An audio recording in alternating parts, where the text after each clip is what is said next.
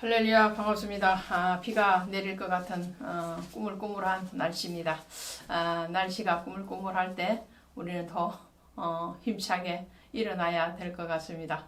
왜 그러냐면 날씨 따라 눕기 시작하면 끊임없이 땅속으로 가라앉는 그런 침체를 가져오게 되기 때문이겠죠. 자, 우리의 모든 일상이 그런 것 같습니다.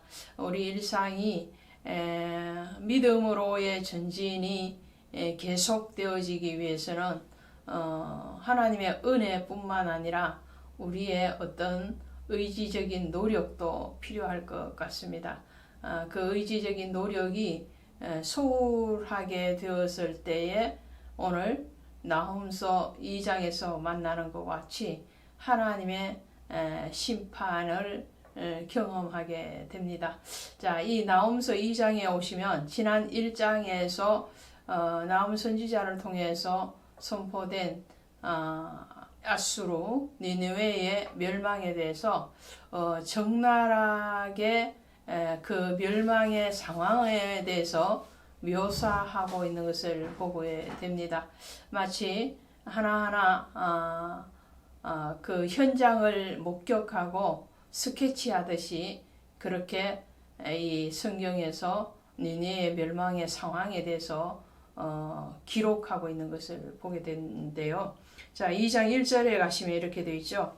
파괴하는 자가 너를 치러 올라왔나니 너는 산성을 지키며 길을 파수하며 내 허리를 견고히 묶고 내 힘을 크게 굳게 할지어다. 이 굉장히 역설적인 말이기도 하고요. 또 어떤 한 측면에서 보면은 조롱이 섞인 그런 말이기도 합니다. 여기서 파괴하는 자는 메대와 바벨론의 왕과 군대들을 얘기합니다. 그러니까 하나님의 심판이 예정되어져 있던 이 느헤미야의 멸망은 바로 612년 바벨론에 의해서 완전 멸망이 일어나게 되거든요. 그 바벨론의 바벨론에 의한 이 느헤미야의 멸망이 일어나기까지 당연하게 전쟁이 일어났겠죠.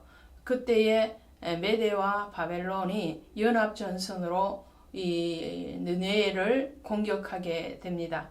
그 공격했을 때에 그 공격을 받은 아수르인들이 이렇게 길을 지키고 산성을 지키고 또 파수하고 힘을 다해서 대항을 하겠지만 그 대항은 얼마 가지 못하고 무너지고 말 것이라는 거죠. 왜 그렇습니까? 전쟁을 이끄시는 이는 하나님이시기 때문에 그렇습니다. 전쟁을 이끈다는 것은 역사의 주관자가 하나님이시라는 거죠. 그 하나님의 주권 안에 모든 생명이 있을 뿐만 아니라 민족과 국가의 운명이 있다라는 거죠. 그러니까 우리는 사람에게 잘 보이고 사람의 비율을 맞추는 것도 필요악이겠지만 그러나 그보다는 더 하나님을 바라봐야 된다는 것을 성경은 누누이 말씀을 하고 있죠. 그래서 니느웨가 멸망한다는 것은 곧 아수르의 멸망을 얘기하고 그 아수르의 멸망은 야곱으로 통칭되어지는 이스라엘의 영광이라는 것을 말씀을 합니다.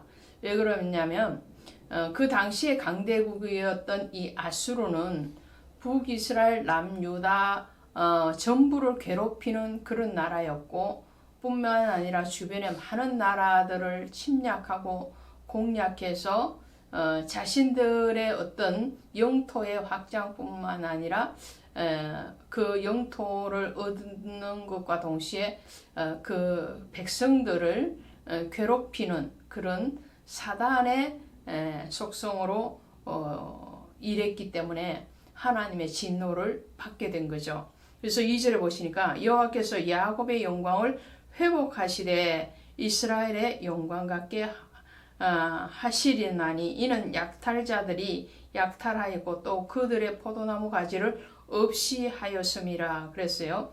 그러니까 1장 15절에서도 아름다운 소식을 알린다라고 말을 했죠.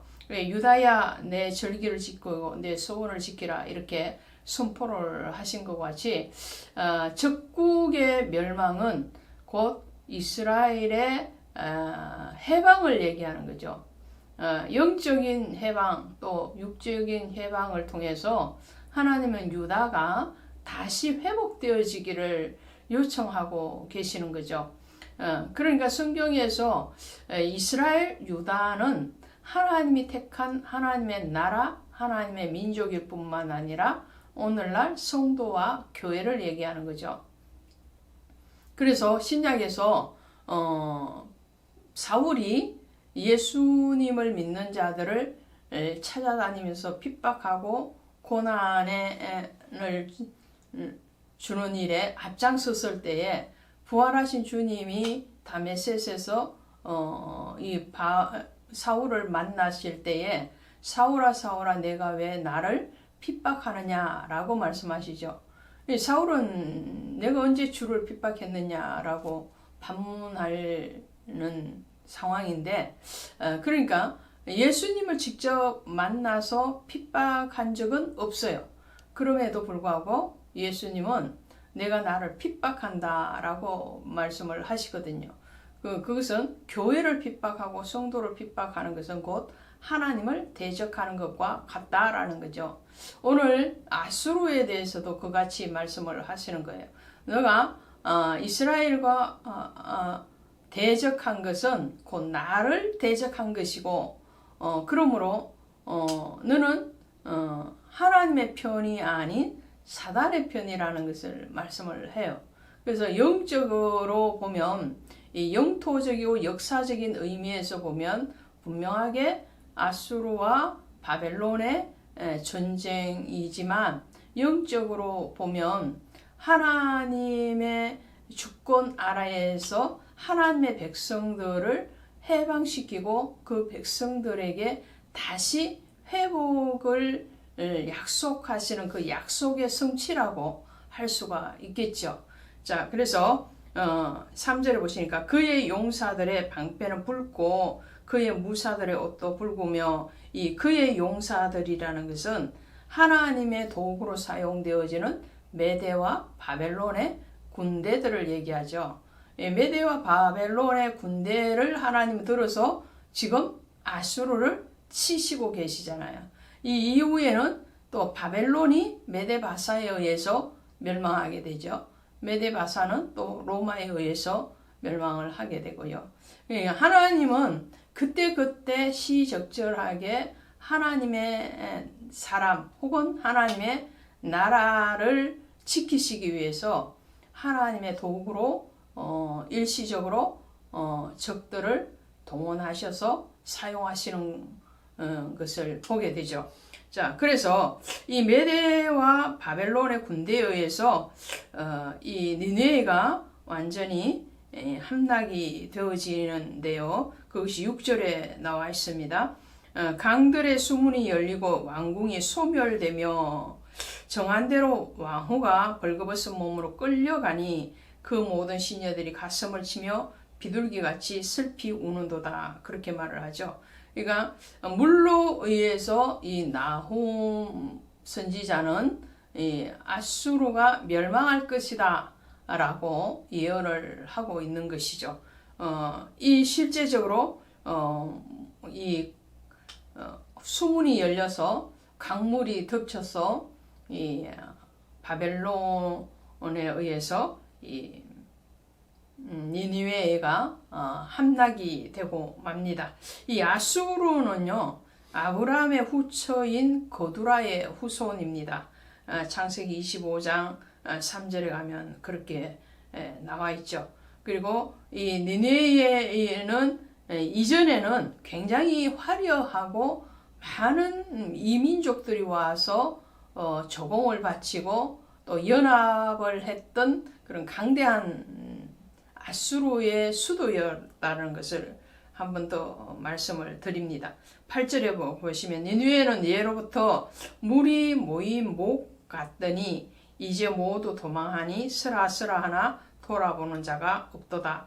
물이 모인 목과 같다. 이런 말씀은 많은 이방인 민족들이 이 니느웨에 모여들었다라는 거죠. 니느웨에 모여들어서 그들이 정치적으로 결탁하고 연합해서 강대한 군대를 이루고 그 군대를 또 이곳저곳에 파견해서 작은 나라들을 함락시키는 그런 일에 연합전선을 펼쳤던 나라가 바로 니느웨입니다.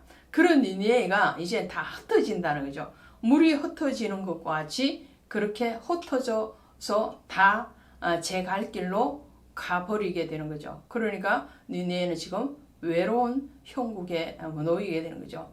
언제나 이 세상적인 권력은 그렇습니다.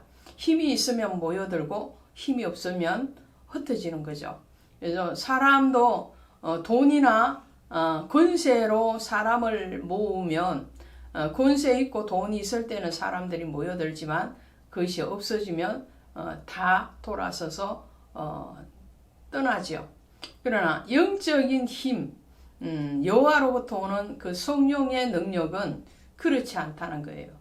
그 성령의 능력은 가면 갈수록 더 많은 사람들이 빛 가운데로 나오는 그런 통로적인 영향력 있는 삶을 살고 또 역사를 이루어가는 것을 보게 됩니다. 13절에 보시면 이렇게 되어 있습니다. 만군의 여호와의 말씀에 내가 내 대적이 되어 내 병거들을 불살라 연기가 되게 하고 내 젊은 사자들을 칼로 멸할 것이며, 그러니까 이 아수르로 대변되어지고 있는 니느웨의 멸망은 하나님의 계획이라는 거죠. 메데라는 나라도 아니고 바벨론도 아닙니다. 하나님이 그 역사의 주관자가 되시는 거죠. 하나님이 택한 나라인 이스라엘 나라뿐만 아니라 주변의 모든 나라와 민족 역사 온 인류의 주권자는 하나님이시다라는 것을 말씀합니다. 아수르가 하나님의 백성들, 하나님의 민족을 괴롭혔기 때문에, 그리고 거기에 대해서 회개하고 돌이킴이 지속되어지지 않았기 때문에 하나님은 이 니느웨에 대해서 내가 너의 대적자다라고 말씀을 하는 것이죠. 그 대적자로서 주님은 지금 이 니느웨를 징계하시는 거예요. 그 징계의 범위가 지금 이제는 이 니느웨라는 이 성뿐만 아니라 아수르 전체에 미치고 있는 것을 보게 됩니다. 오늘 우리의 사랑하심이 어디에 있습니까? 여러분의 사랑함이 어디에 있습니까? 세상에 있습니까? 아니면 하나님께 있습니까? 오직 여호와 하나님만을 바라보시고 그분의 주권에 대해서 온전하게 인정하고 고백하고 또 순종되어지기를 주 예수의 이름으로 축원드립니다. 고맙습니다.